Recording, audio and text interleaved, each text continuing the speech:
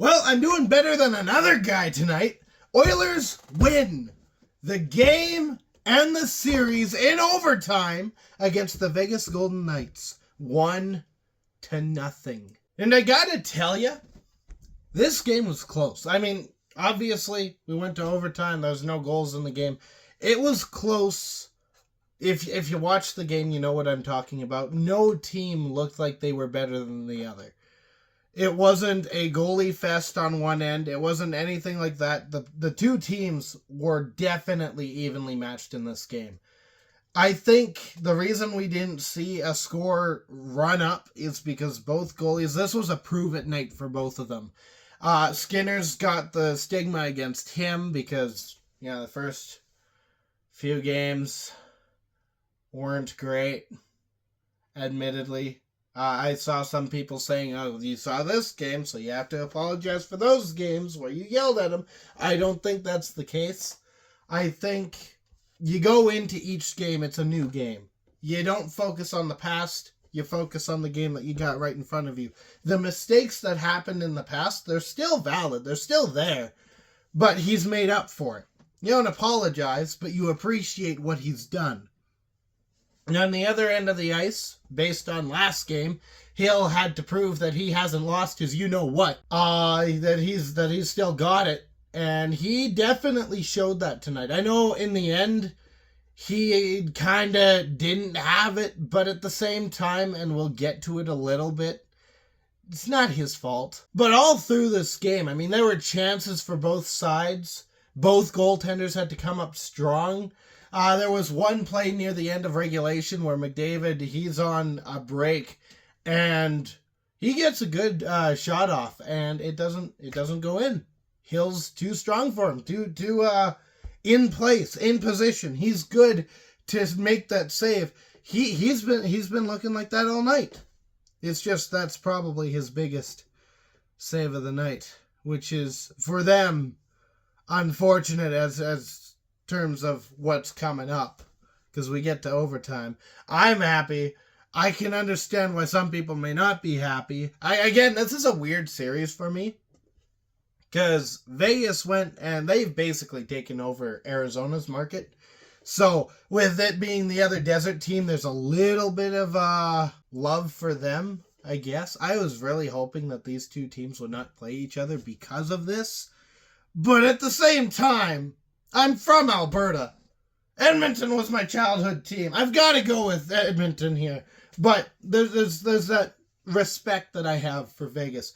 In terms of Edmonton, Skinner played out of his mind as well.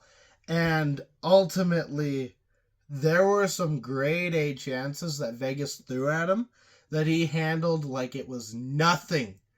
That's the Skinner. That is the Stuart Skinner that brought us to the Cup last year.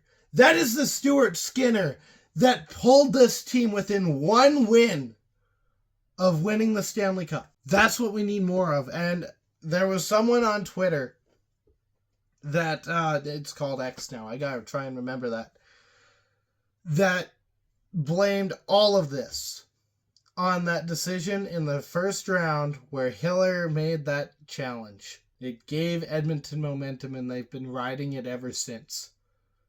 So, thank you, LA Kings. So, getting into overtime. The reason I say that Adin Hill is not to blame, and really Vegas itself is not to blame for how this game was lost on their end and won for us. It was a mad scramble in front. Kapanen ends up putting the puck in the back of the net. No one knows where the puck is, really. And those who do are kind of whiffing as they're trying to fight the puck away. Kapanen gets a stick on it. He puts it into the back of the net. What can you do? They played out of their minds, Vegas. Edmonton too. But Vegas played out of their minds. They wanted to win. Luck was on our side. Kapanen was on our side. And Edmonton moves on. And I think we're facing the Dallas Stars next. I'm not going to lie. I am not confident that the Jets can pull this off. I don't think they're coming back. I think Dallas has it, and that kind of scares me a bit. They've got Mikko Rantanen, who's just been lights out. Last game that they had, it was Michael Granlund who was lights out. They've got some lights out players on their roster. Their goaltender is absolutely insane. And we very possibly have to face that in the next round. And I think the same game plan has to be set forth in the next round by Edmonton, which is rely on the depth. I know everyone keeps saying, oh, well, McDavid and Draisaitl will have to show up if they want to go far in the series. I agree to an extent. I don't think it should be a two-man show. I think that's what a lot of people are expecting as we continue into these playoffs. But I think they need to take a place of leadership. That's where their role is going to shine. And that does not necessarily mean scoring goals every single night. We've got the depth pieces. Every forward in this roster, they've scored, or at least scored a point. It's the depth that's going to win us the Stanley Cup, and we need to very much trust that they're going to show up. And lately, they have been. And I'm excited. I am ready for this next round. So, buckle up. It's going to be a fun ride. In the meantime, stay howling and go Oilers!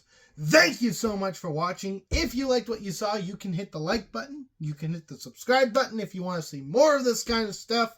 I know it's not going to be as entertaining tonight as maybe someone else, because that someone else had a real bad game in front of them. So, we'll see how that goes. Share this with your friends, and as always, I'll be back.